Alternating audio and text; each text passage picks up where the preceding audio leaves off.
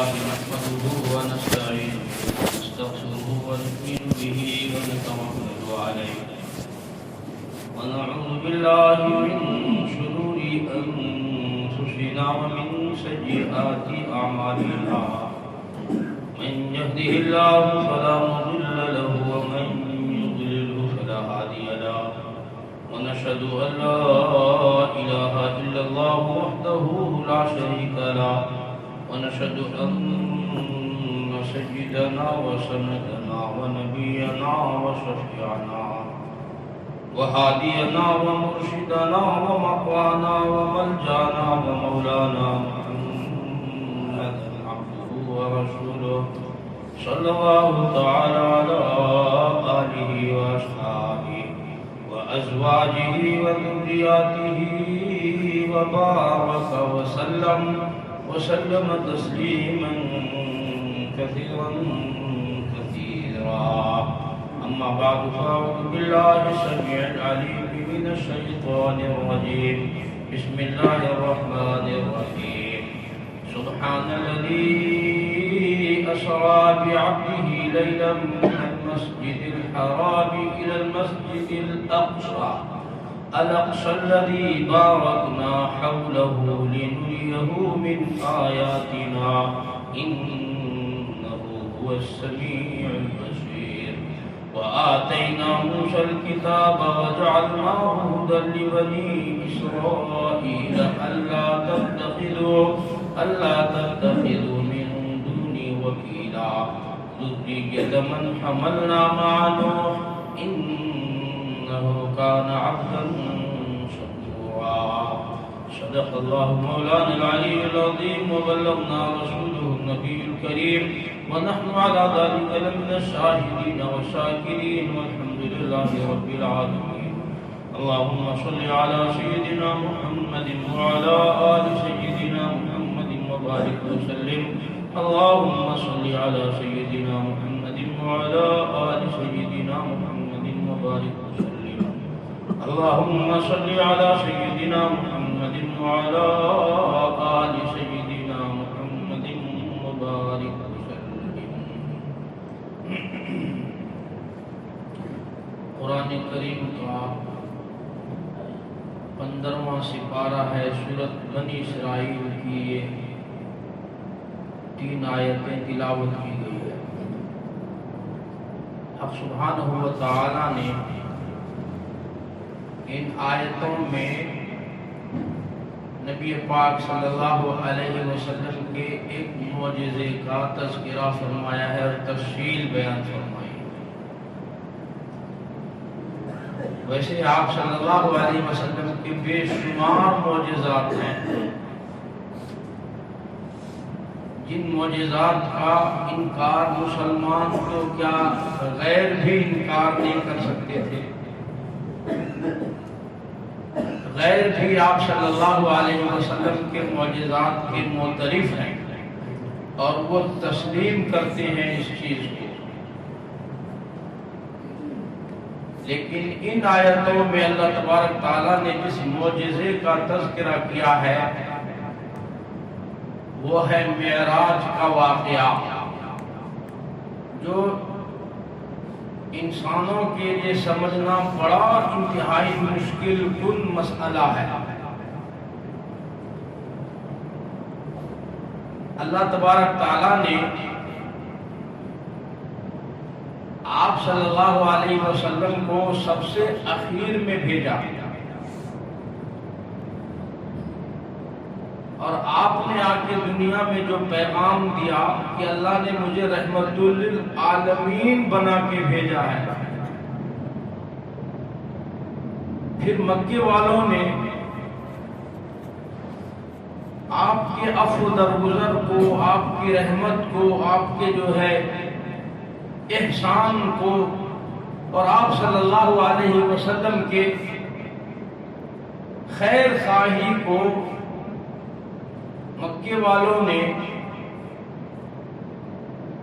جو ظلم ستم کیے وہ ساری دنیا کے سامنے ہے کہ مکے والوں نے مسلمانوں پر ظلم کے پہاڑ توڑ دیے.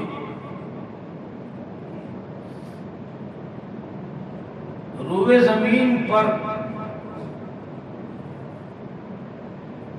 آسمان نے ایسا منظر کبھی نہیں دیکھا تھا.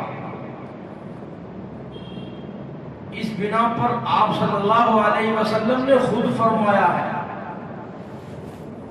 کہ اللہ کے راستے میں جتنا میں ستایا گیا ہوں روئے زمین پر کسی پیغمبر کو اور کسی بھی پیغمبر کی امت کو اتنا نہیں ستایا گیا. اور اس دین کے خاطر جتنا میں ڈرایا گیا ہوں، دھمکایا گیا ہوں، جان سے مارنے کی دھمکی، بچیوں کے طلاق کی دھمکی، بلکہ طلاق دلوایا گیا. نبوت سے پہلے آپ کی 2 بچیوں کی شادی ابو جہل کے بیٹوں سے تھی. آپ کے نبوت کا اعلان کرتے ہی ابو جہل نے اپنے بیٹوں سے طلاق دلوایا آپ کی بیٹیوں کا. حضرت زینب اور حضرت رقیہ طلاق ہوا. آپ نے فرمایا کہ جتنا مجھے ڈرایا گیا، جتنا مجھے دھمکایا گیا، روئے زمین پر کسی پیغمبر کے ساتھ ان کی قوم نے ایسا نہیں کیا. اور یہ ساری دکھ اور تکلیف آپ نے امت کے غم میں برداشت کی، جو کہ اللہ نے آپ کو رحم دل بنایا تھا، رحمت للعالمین بنایا تھا. آج بچے ماں کو کتنی تکلیف دیتے ہیں. ماں ایک مرتبہ رو دیتی ہے، تھپڑ نہیں اٹھاتی. کئی مرتبہ باپ مجبور ہو کے تھپڑ اٹھا دیتا ہے، یہ کیا بدتمیزی ہے، لیکن ماں ہے کہ وہ بچے کو تھپڑ مارنے کے لیے تیار نہیں ہے. رو دیتی ہے، اللہ سے جھولی پھیلا کر کے مانگ لیتی ہے اللہ میرے بچے کو ہدایت دے دے، لیکن وہ بددعائیں نہیں کرتی ہے، وہ بچے کو تھپڑ نہیں مارتی ہے. میں میرے پیر صاحب حضرت کے زبان سے مکہ مکرمہ میں نے خود یہ بات سنی. مکہ مکرمہ کے ہوٹل میں ہمارے حضرت نے خود ہمیں یہ سنایا کہ اللہ تبارک و تعالیٰ کو اپنے بندوں سے جو محبت ہے وہ باپ کے درجے میں ہے، اور حضور کو جو اپنی امت سے محبت ہے وہ ماں کے درجے میں ہے. وہ ماں کی جیسی ممتا ہے. اس وجہ سے آپ اگر مکہ مکرمہ جائیں گے نا تو مکہ مکرمہ میں لوگوں کے اندر تھوڑی آپ سخت الفاظ ہی دیکھیں گے. یہ لوگ سخت الفاظ استعمال کرتے ہیں اور ذرا سخت مزاج کے ہوتے ہیں، لیکن وہیں آپ مدینہ منورہ چلے جائیں وہاں کے لوگ نرم مزاج کے ملیں گے، عفو درگزر والے ملیں گے. اسی لیے حاجی لوگ جب حج سے فارغ ہوتے ہیں تو شاپنگ وغیرہ بھی مدینہ منورہ میں کرتے ہیں. زیادہ تر وہاں کے دکاندار بہت اچھے انداز میں پیش آتے ہیں، نرم گفتگو کرتے ہیں، یا محمد کر کے پکارتے ہیں، یا اخی یا حبیبی، اس قسم کے الفاظ کو پیار سے استعمال کرتے ہیں. وہیں پر مکہ مکرمہ میں سختی کے ساتھ لوگ پیش آتے ہیں. تو حضور صلی اللہ علیہ وسلم کو اپنے امت سے ایسا پیار تھا کہ آپ بددعا نہیں کر سکتے تھے، اس کا ناجائز فائدہ مکے والے اٹھاتے تھے. ورنہ اگر ہوتے حضرت موسیٰ علیہ السلام جیسے، ایک قبطی کو ایک گھوسا مارا وہی ڈھیر ہو گیا. تو مکے والوں نے ظلم و ستم کی انتہا کر دی، یہاں تک کہ آپ مکے والوں سے نا امید ہو گئے. یوں فرمایا آپ نے، کون ایسا گھر ہوگا جس کے دروازے پر میں 70 مرتبہ دستک دیا میں نے، 70 مرتبہ لوگوں لا الہ الا اللہ کہہ لو کامیاب ہو جاؤ، لا الہ الا اللہ تفلحو، لا الہ الا اللہ، ارے لا الہ الا اللہ کہو کامیاب ہو جاؤ گے، لا الہ الا اللہ کہہ جاؤ بیڑا پار ہوگا. 70 مرتبہ ایک ایک گھر کے دروازے پہ ایک ایک کی خوشامد کی، بالآخر نا امید ہو گئے. وہ وقت آیا کہ آپ مکہ مکرمہ سے ہجرت کر کے طائف چلے گئے. تقریباً طائف 135-40 کلومیٹر کا فاصلہ ہے. کس طرح سے سفر کیے ہوں گے آپ دین کے خاطر، کیسی تکلیفیں کیسی پریشانی اٹھائی، اور کتنے دنوں کے بعد طائف پہنچے تھے. پیدل سفر تھا، آپ کے پاس سواری نہیں، اونٹ نہیں، گھوڑے نہیں، کچھ بھی نہیں، پیدل سفر ہے، 130 یا 40 کلومیٹر کا سفر ہے۔ اس حادث کا بھی طائف جانا ہوا، عجیب سفر تھا۔ آج بھی 1400 سال کے بعد آج بھی جب اس راستے سے گزرتے ہیں تو ایسا محسوس ہوتا اللہ آج سے 1400 سال پہلے کا منظر کیسا ہوگا۔ آج یہ کیفیت ہے تو 1400 سال پہلے کیا تکلیف۔ ابھی تو روڈ ہے، پہاڑیں کھود کھود کر کے سرنگ بنا بنا کر کے آپ کو روڈ بنا دیا گیا ہے، ہائی وے بنا دیا گیا ہے، اور ایئر کنڈیشن گاڑیاں ہیں، اس کے باوجود بھی عجیب و غریب وہ سفر ہوتا ہے۔ تو دل میں وہ بات آتی ہے اللہ دور دور تک آدمی، آدمزاد، چرند پرند، دکان مکان آدمی دکھائی نہیں دیتا۔ آج بھی یہ کیفیت ہے۔ وہ زمانہ کیسا ہوگا اور کیسا آپ کا سفر ہوگا، تبھی تو آپ نے فرمایا ہوگا السفر کالسقر، آئی سفر تو سقر جہنم کے مانند ہوتا ہے، سفر تو جہنم کے مانند ہوتا ہے۔ تبھی اللہ کے نبی صلی اللہ علیہ وسلم، اللہ تبارک تعالیٰ نے سفر میں نماز کے احکام آدھا کر دیا ہے، ہلکا کر دیا ہے، احکام ہلکے کر دیے۔ مسافر کے لیے بھائی قصر ہے، پریشانیاں ہوتی، پانی کی تکلیف، کھانے پینے کی تکلیف، سونے بیٹھنے کی تکلیف وغیرہ وغیرہ، چھاؤں اور دھوپ کی تکلیف ہوتی۔ تو آپ صلی اللہ علیہ وسلم طائف تشریف لے گئے۔ پھر طائف میں جانے کے بعد ان لوگوں نے جو آپ کے ساتھ برتاؤ کیا، مجھے کوئی پورا واقعہ نہیں سنا ہے، مجھے تمہید باندھنا ہے کہ ظلم و ستم آپ پر کیسے ہوئے اور کس طرح سے لوگوں نے آپ صلی اللہ علیہ وسلم کے ساتھ ذلت کی انتہا کر دی۔ جب مکے سے تنگ ہو کر آپ طائف گئے، چلو کم سے کم وہاں کچھ لوگ میری بات سن لیں، مان لیں، کچھ لوگ ایمان لے کے آ جائے، تو کم سے کم اس دین کو پھلنے پھولنے کا کوئی ذریعہ بن جائے، کوئی راستہ نکل آئے، کوئی سبیل نکل آئے۔ آپ اس نیت سے گئے طائف، لیکن طائف میں ان تینوں بھائیوں نے جو آپ کے ساتھ سلوک کیا، آپ کا جو دل دکھایا، اور بجائے عرب کے مہمان نوازی کرنے کے کہ کم از کم آپ آئے ہیں تو بیٹھ جاؤ، چائے نہیں تو صحیح پانی پی لو،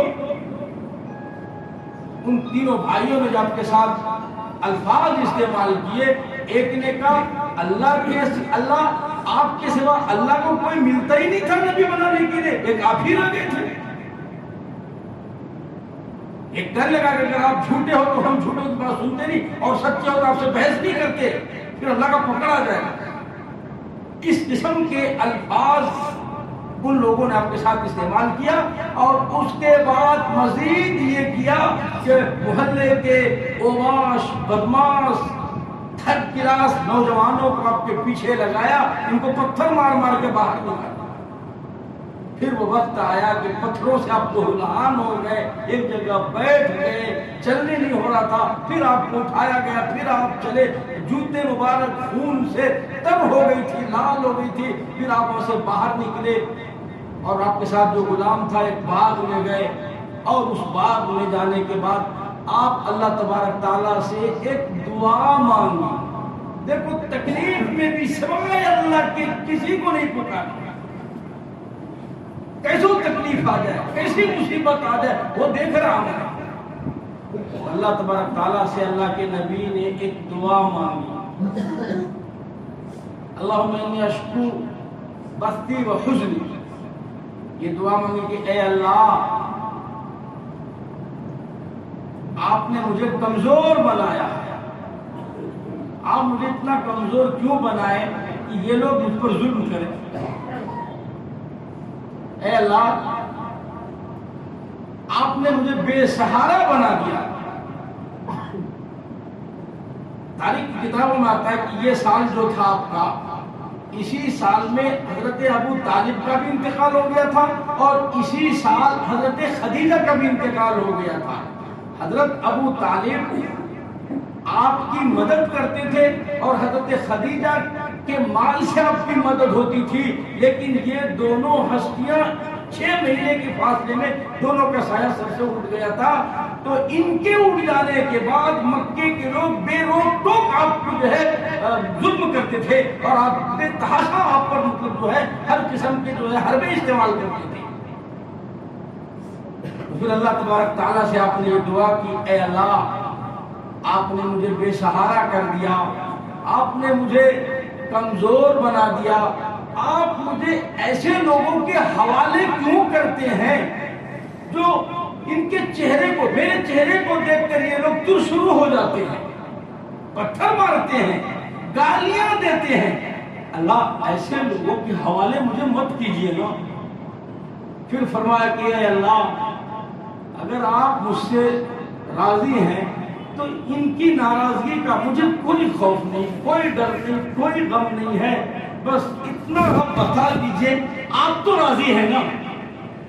اللہ آپ ناراض مت ہو جائیں گے، آپ ناراض ہو جائیں گے تو میری دین دنیا برباد ہو جائے گی، ختم ہو جائے گی. آپ کو راضی کرنا ہی تو میرا مقصد ہے.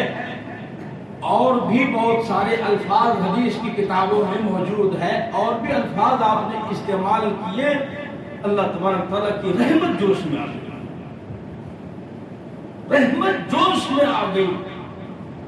فرشتوں کو بھیجا، جاؤ میرے محبوب کو کہو ہم نے آپ کو تنہا نہیں چھوڑا ہے، بے یار و مددگار نہیں چھوڑا ہے، ہم نے کسی کے حوالے آپ کو نہیں کیا ہے. یہ تو آپ کی نرم دلی اور رحم دلی ہے جو اس وجہ سے یہ مکے اور طائف کے لوگ آپ پر ظلم کرتے ہیں. آپ اجازت دے دیجئے ابھی ابھی اسی وقت یہ پہاڑوں کے فرشتوں کو بھیجا ہوں کہ اجازت لے لو، اور اجازت لینے کے بعد طائف کے دونوں طرف کے پہاڑوں کو آپس میں ملا دو تاکہ طائف کا پورا شہر اور بستی میں جتنے لوگ رہتے، جیسے آج جو ہے ترکی میں ہوا، لبنان میں ہوا، پورے کے پورے شہر کو چٹنی بنا کر کے رکھ دیا جائے گا، ان میں سے کوئی ایک نہیں بچے گا، صرف آپ اجازت دے دو. پہاڑ کے فرشتے آئے، سلام عرض کیا اور کہا کہ آپ بے سہارا نہیں ہیں، آپ جو ہے کمزور نہیں ہیں، آپ بے یار و مددگار نہیں ہیں. اللہ نے آپ کو کبھی بے سہارا نہیں چھوڑا. وہ اللہ دیکھ رہا ہے اور اللہ سن رہا ہے. یہ جو کچھ آپ کے ساتھ بدتمیزی کیے اللہ نے وہ سنا، اور اللہ نے وہ دیکھا ہے کہ ان لوگوں کی بدتمیزی، ان لوگوں کو پتھر مارنا اور ان لوگوں کو برا بھلا کہنا، اللہ نے وہ سنا اور اللہ نے دیکھ لیا. چنانچہ اللہ نے ہمیں پہاڑوں کی نگرانی میں مقرر کر رکھا ہے. آپ اجازت دے دیں ایک سیکنڈ میں ان کا کام تمام کر دوں گا.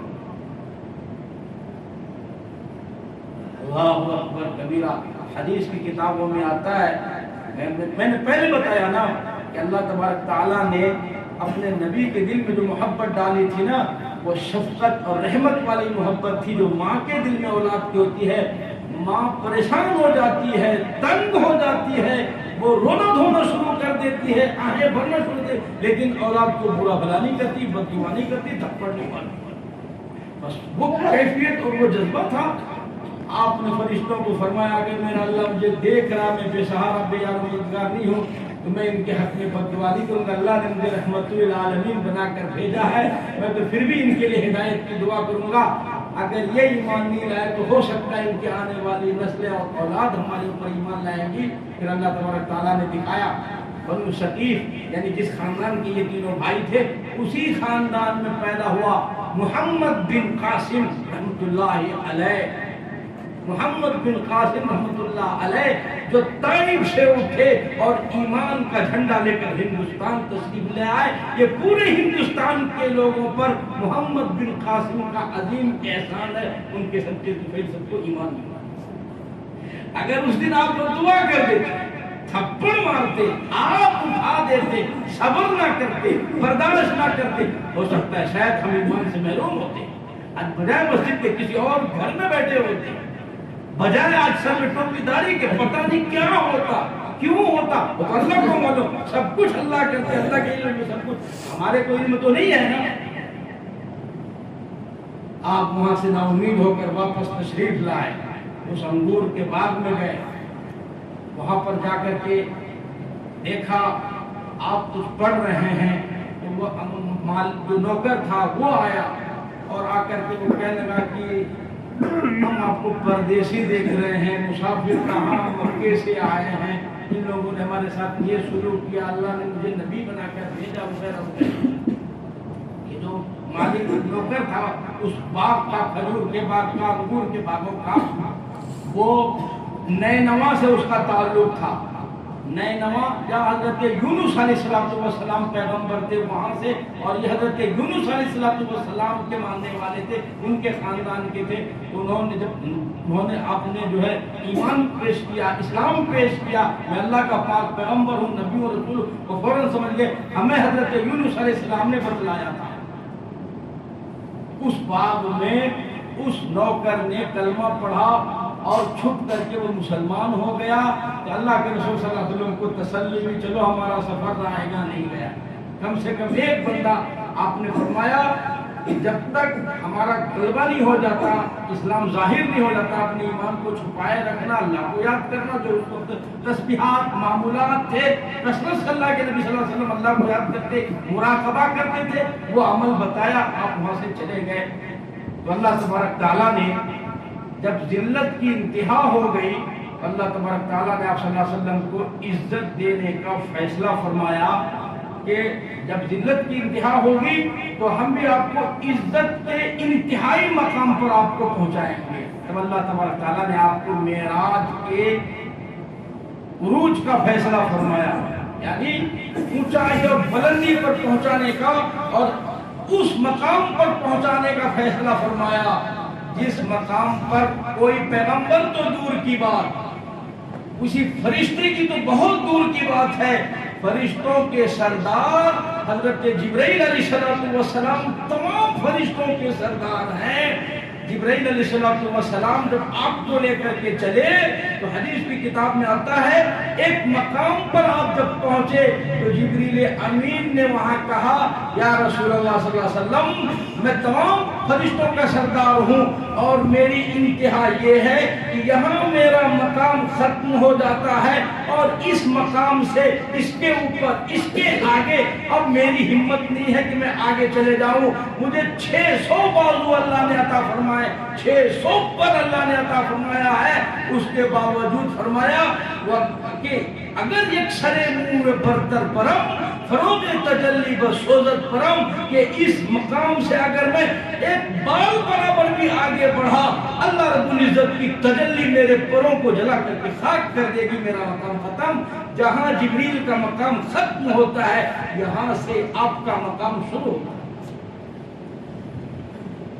تو میرے بھائی میں تو ہونا تھا کہ جب ذلت کی انتہا ہوگی تو انعام بھی اعلیٰ ملے گا، کیونکہ تمام نبیوں سے زیادہ آپ کو ستایا گیا، تمام نبیوں سے زیادہ آپ کو ڈرایا گیا، دھمکایا گیا تھا۔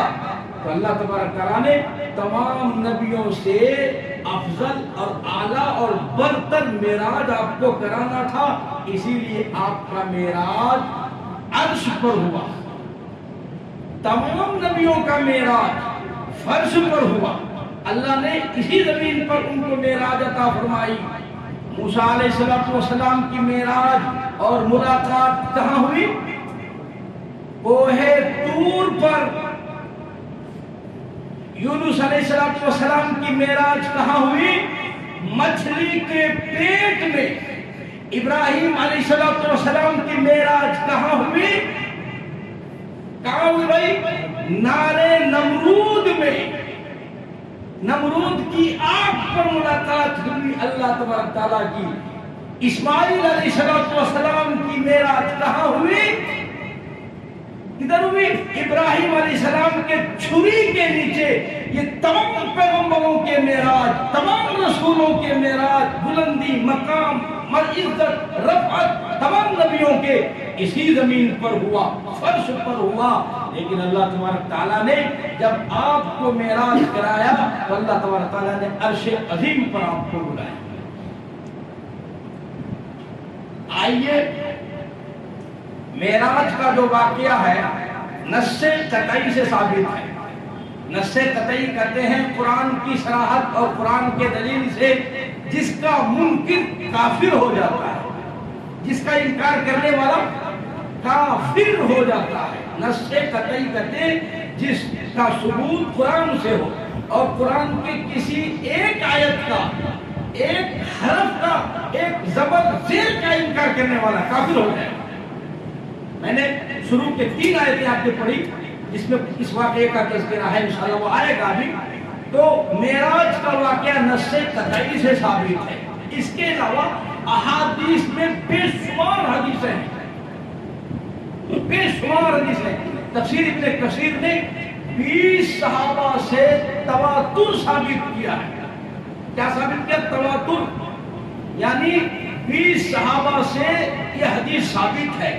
پھر اس کے علاوہ امام زہبی، امام شوبی اور دیگر ائمہ کرام نے تقریباً 50 صحابہ سے معراج کے واقعے کی حدیثیں نقل کی ہیں، جس میں بڑے بڑے صحابہ ہیں، حضرت عمر، حضرت عبداللہ ابن عمر رضی اللہ عنہ، عبداللہ ابن مسعود رضی اللہ عنہ، اما عائشہ صدیقہ رضی اللہ تعالیٰ عنہا، اور اس قسم کے بے شمار 25 سے زائد صحابہ کرام سے معراج کی احادیث حدیث کی کتابوں میں موجود ہے۔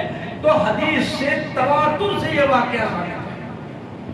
سوائے رافضی کے اور اسی قسم کے جتنے بھی لوگ ہیں، ان لوگوں نے حضور کے جسمانی معراج کا انکار کیا۔ اس کے علاوہ روئے زمین پر کسی اور نے معراج کا انکار نہیں کیا۔ اب جو ہے محدثین میں ایک بحث یہ چلی ہے کہ حضور کو جو معراج ہوا تو وہ معراج جسمانی تھا یا روحانی معراج تھا، اس پر بحث ہوئی ہے۔ تو علماء نے اس کا جواب لکھا ہے کہ روحانی معراج حضور کو بے شمار مرتبہ ہوا ہے، بے شمار مرتبہ حضور کو روحانی معراج ہوا۔ جیسے عموماً آپ کی عادت تھی، فجر کی نماز پڑھتے، سلام پھیرتے، سلام پھیرنے کے بعد آپ منہ اس طرف کر کے بیٹھ جاتے، جیسے اب ہم لوگ بیٹھتے امام صاحب، تو ہمارے یہاں تو کتاب پڑھ کر کے سنا دیا جاتا ہے۔ تو اس زمانے میں کوئی کتاب تھی نہیں، اور کتاب کی کوئی ضرورت نہیں تھی، تو حضور خود بیان فرماتے تھے، اور حضور خود کتاب تھے، حضور تو خود قرآن تھے، تو وہ خود بیان فرماتے۔ تو آپ صحابہ کرام سے پوچھتے، اچھا بتاؤ آج کسی نے کوئی خواب دیکھا؟ بعض صحابہ کہتے یا رسول اللہ صلی اللہ علیہ وسلم ہم نے یہ خواب دیکھا، ہم نے یہ خواب دیکھا، تو آپ صلی اللہ علیہ وسلم اس کی تعبیر بیان فرما دیتے، اس کی تشریح کر دیتے اور اس کو سمجھا دیتے، بتا دیتے۔ بعض مرتبہ ایسا ہوتا کہ کوئی نہیں کرتا کہ اللہ کسی نے کوئی خواب نہیں دیکھا، یا کوئی خواب دیکھا تو یاد نہیں ہے۔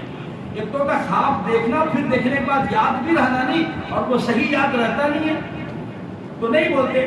بعض مرتبہ آپ صلی اللہ علیہ وسلم خود ہی بیان فرماتے، آج میں نے یہ خواب دیکھا۔ حدیث کی کتابیں موجود ہے، فضائل اعمال اٹھا کے دیکھ لیجیے گا، کئی مرتبہ خواب آپ نے دیکھا۔ اس میں ایک مرتبہ خواب میں یہ بھی دیکھا، میرے پاس جبریل آئے اور آ کر کے انہوں نے مجھے جنت دکھلائی، جہنم کی سیر کرائی۔ پھر اس میں واقعہ لکھا ہوا ہے کہ ایک بندہ جو ہے پڑا ہوا تھا جہنم کنارے، ایک فرشتہ آتا ہے اور اس کے سر پر پتھر زور سے مارتا ہے، اس کا سر ریزہ ریزہ ہو جاتا، پتھر بہت دور اڑک کے چلا جاتا۔ پھر وہ فرشتہ اس پتھر کو اٹھانے کے لیے جاتا، جب تک لگ جائے گا اور پتھر کو اٹھا کر لے کر کے آئے گا، اس کا سر پھر صحیح سالم ہو جاتا ہے۔ اس کے بعد پھر اس کے سر پر زور سے مارتا، پھر اس کا سر جو ہے ریزہ ریزہ ہو جاتا ہے۔ یہ معاملہ چلتا رہتا ہے۔ اور جبریل سے آپ نے پوچھا، اے جبریل اس کے ساتھ یہ معاملہ ہو رہا ہے، یہ کون ہے اور اس کے ساتھ یہ معاملہ کیوں ہو رہا ہے؟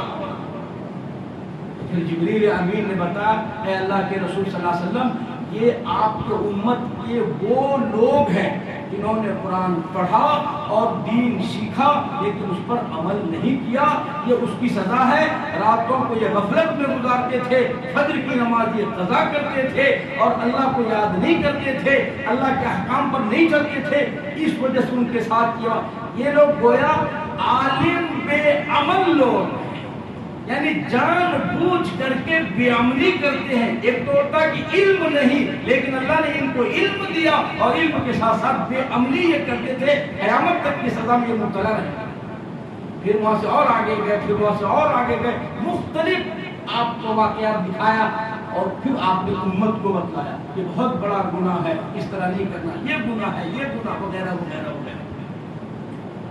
اس قسم کے حدیث میں ایک دو مرتبہ نہیں، کئی مرتبہ یہ واقعہ پیش آیا، میں نے یہ خواب دیکھا، میں نے یہ خواب دیکھا، میں نے یہ خواب دیکھا۔ حضور نے بے شمار مرتبہ، یہ روحانی معراج، یعنی خواب میں آپ جنت چلے گئے، جہنم کی سیر کیے، آسمانوں کی سیر کیے، تو یہ تو کوئی کمال والی بات نہیں ہوئی نا۔ اس قسم کے خواب عام مسلمان تو دور کی بات، عام انسان دیکھ لیتا ہے، عام انسان دیکھ لیتا ہے کہ میں آج اہل آسمان میں تھا، ہوا میں اڑ رہا تھا، جنت دیکھا، جہنم دیکھا، یہ کوئی تعجب کی بات تو نہیں ہوئی ہے۔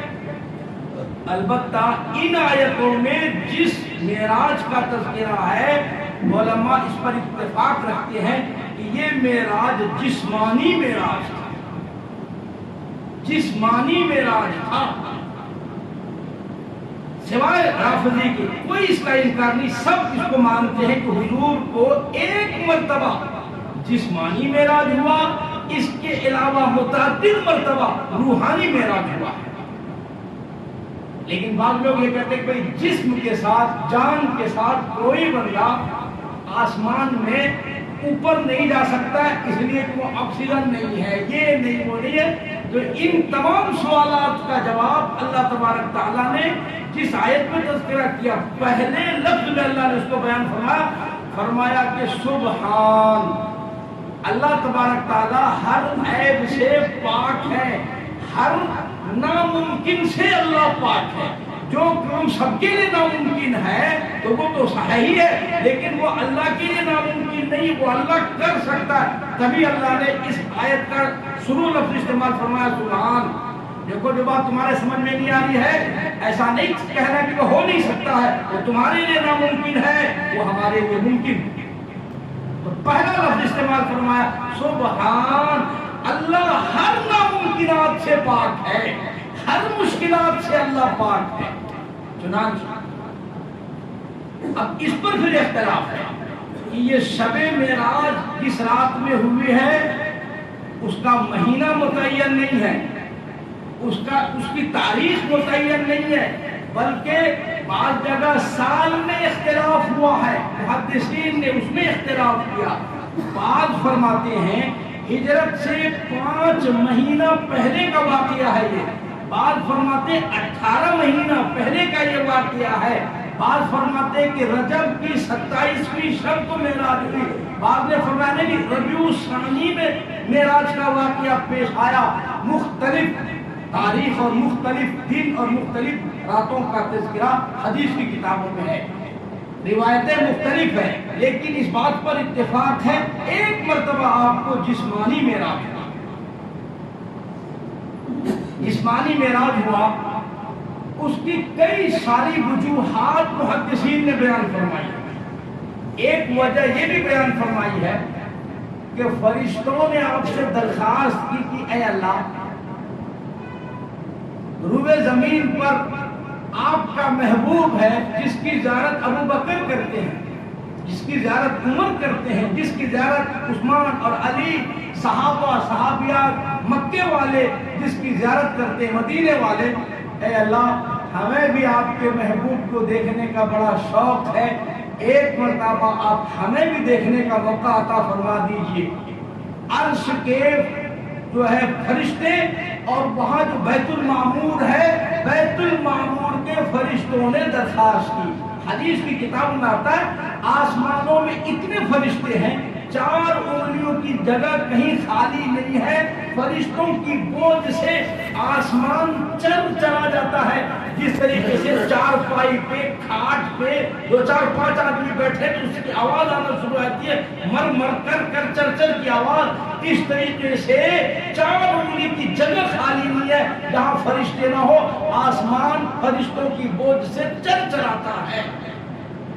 اور حدیث کی کتاب میں آتا ہے کہ بیت المعمور، خانہ کعبہ، بیت اللہ کے اوپر فرشتوں کا وہ کعبہ ہے، فرشتے اس کا طواف کرتے ہیں، فرشتے اس کے منہ کر کے نماز پڑھتے ہیں، اور وہ سیدھا بیت اللہ کے اوپر ہے۔